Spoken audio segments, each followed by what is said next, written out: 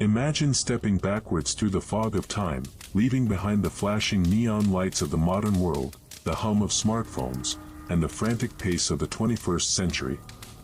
Imagine walking back past the industrial age, past the Middle Ages, all the way to a time when the world was vast, silent, and covered in endless forests and untamed rivers.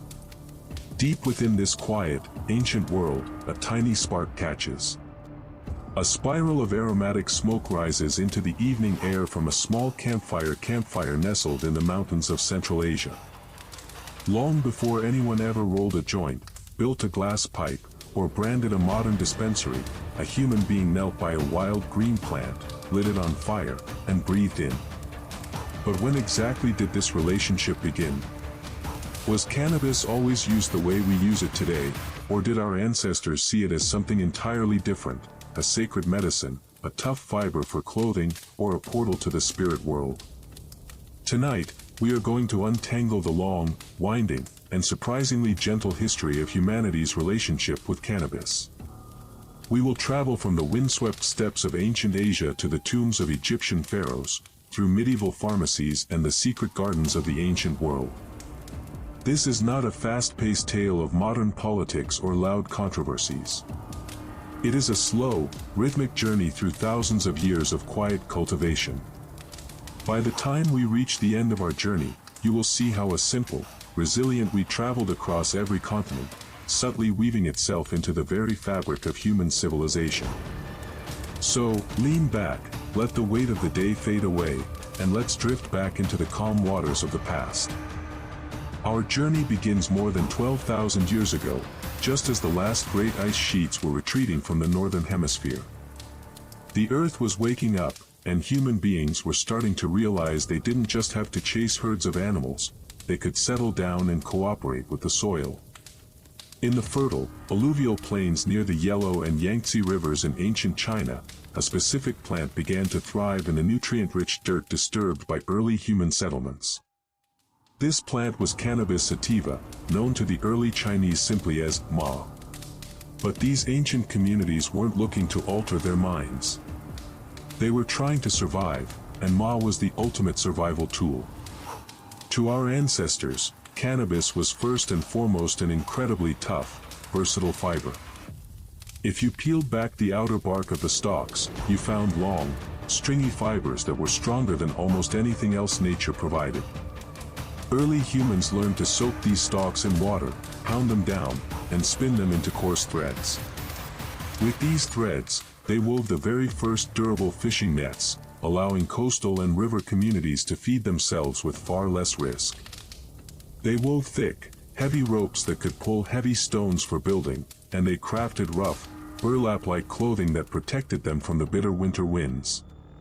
In fact, cannabis fiber was so fundamental to early Chinese civilization that it became one of the 5 grains essential for life. The ancient Chinese used every single part of the plant. They harvested the tiny, nut-like seeds, which were packed with oils and proteins, grinding them into porridge or pressing them for oil during times of famine. For thousands of years, cannabis wasn't a taboo or a luxury, it was a humble, hard-working companion to the daily struggle of human existence. It kept people warm, it kept them fed, and it held their boats together. It was a completely practical relationship, built on utility and respect for a plant that grew rapidly and demanded almost nothing in return. As the centuries slowly drifted by, humans began to look closer at this plant.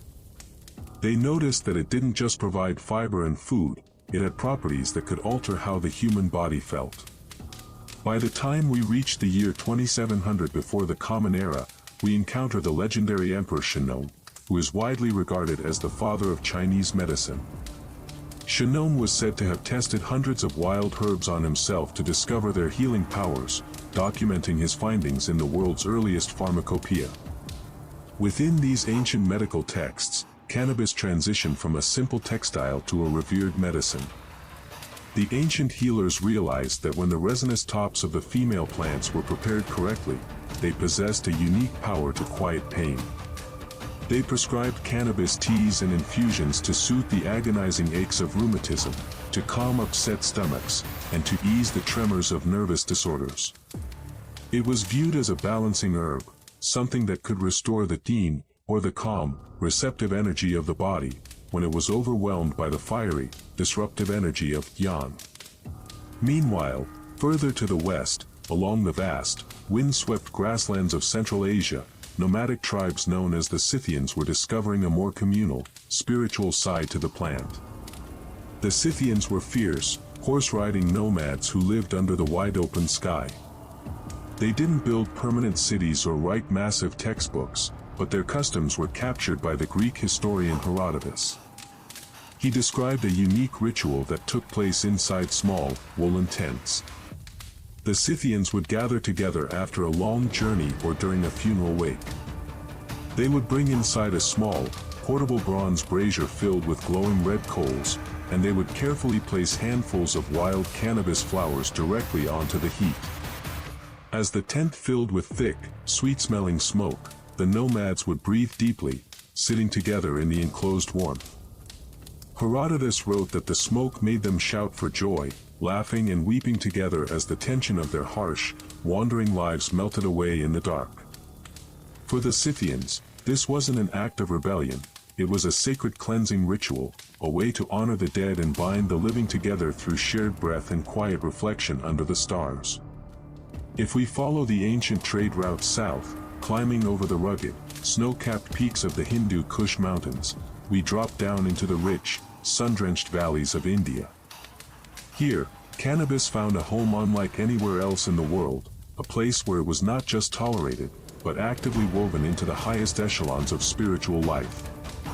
In India, the plant became known as ganja or bhang, and it was believed to be a direct gift from the gods, specifically created by Lord Shiva, the deity of transformation, meditation, and time.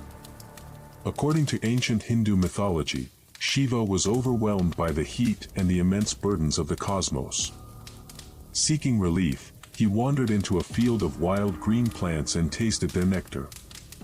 Instantly refreshed and filled with profound peace, Shiva adopted the plant as his favorite food, earning him the title of the Lord of Bhang. Because of this divine connection, cannabis became a central pillar of religious devotion. Millions of pilgrims and wandering holy men, known as sadhus, began using cannabis as an aid to deep meditation. They found that it helped quiet the ceaseless chatter of the analytical mind, allowing them to sit still for hours or days at a time, focusing entirely on the infinite. But it wasn't just for ascetics living in caves. Bhang became a deeply embedded cultural tradition for everyday people, celebrated during vibrant seasonal festivals like Holi, the Festival of Colors.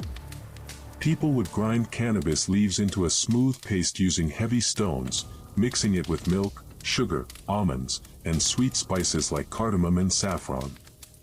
Drinking this cold, creamy beverage was a way to wash away social anxieties, forgive old arguments, and welcome the arrival of spring with an open, joyful heart. The relationship here was entirely open and harmonious. Cannabis was treated with a sense of reverence, viewed as a gentle tool to elevate the spirit, heal the weary body, and bring a touch of the divine down to the earth. As empires rose and fell, the knowledge of this green plant began to travel along the maritime and desert highways of the ancient world. It made its way into the bustling ports of the Mediterranean, where the Greeks and Romans watched it with a mixture of curiosity and practical appreciation. The Romans, ever the master engineers, recognized the supreme value of cannabis for their massive naval fleets. Just like the ancient Chinese thousands of years before them, the Roman Empire needed ropes, sails, and nets that could withstand the corrosive, salty waters of the open ocean. They grew vast quantities of hemp in the fertile fields of modern-day Italy and France, processing it on an industrial scale to fuel their conquests. But the medical mind of the Mediterranean was also taking note. In the 1st century of the Common Era, a Greek physician named Dioscorides traveled with the Roman armies, collecting botanical knowledge from every corner of the known world. In his masterwork, De Materia Medica, he dedicated a page to cannabis, noting that its juice was exceptionally effective for relieving severe earaches and suppressing inflammation. Further south, across the Mediterranean Sea, the ancient Egyptians were integrating cannabis into their sophisticated medical papyri. Archaeologists have discovered references to a plant called shemshamed in texts dating back to the 2nd millennium before the Common Era. Egyptian women used topical applications of the plant to ease the pains of childbirth, while others used it to treat glaucoma and reduce swelling within the body. When the great pharaoh Ramesses II was buried deep within his royal tomb, his embalmers ensured that microscopic traces of cannabis pollen were placed alongside him, guaranteeing that he would have access to its protective, soothing qualities in the eternal afterlife. The plant had become a silent, trusted staple of global medicine, present in the toolkits of physicians from Rome to Alexandria. As the ancient world transitioned into the golden age of Islamic civilization, cannabis entered a new chapter of its history, particularly through a concentrated resinous preparation known as hashish. While Western Europe entered a period of quiet insularity, the cities of Baghdad, Cairo, and Damascus became bustling global centers of science, literature, and philosophy. Because alcohol was strictly forbidden by Islamic law, many turned to hashish as a subtle, alternative way to relax and contemplate the universe. It became especially popular among the Sufis, the mystical, philosophical branch of Islam. The Sufis were poets, dreamers, and seekers who spent their nights singing, dancing, and looking for a direct, ecstatic connection to God. To them, hashish was known as the herb of reflection or the green pearl. They believed that when consumed in moderation, it cleared away the clutter of worldly worries, allowing the soul to perceive the deeper, hidden truths of existence.